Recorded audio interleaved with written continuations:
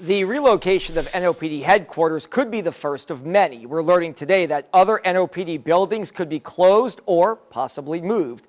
And it comes as finding a different facility for that rat-infested property room in Central City, which made national headlines this week, is a top priority. WDSU reporter Elizabeth Kubel live at the property room with what this means for officers and what happens next. Elizabeth? Exactly, Travers. That evidence building behind me is a top priority. As you said, its conditions have made national news. But remember as well that a big focus has also been on moving NOPD headquarters.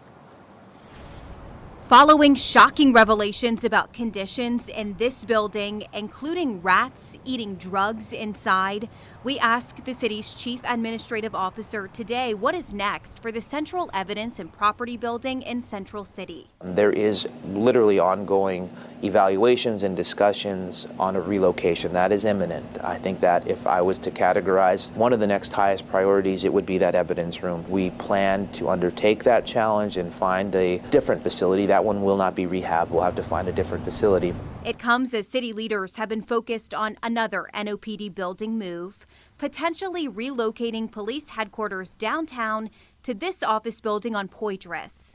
The city council is set to vote on that move next week, and if approved, the NOPD could be in the DXC building across from the Superdome by the end of summer. We also learned from CAO Gilbert Montano that could be the first of many and the catalyst for other buildings around the Mid-City campus to move too, though he couldn't elaborate on which agencies or when. Frankly, by necessity. I don't think that there is going to be a significant lifespan for many of the buildings that our employees and our public safety professionals, officials, court officials, district attorney individuals will really have a sustainable opportunity. The attorney for the Police Association of New Orleans applauds the possible address changes.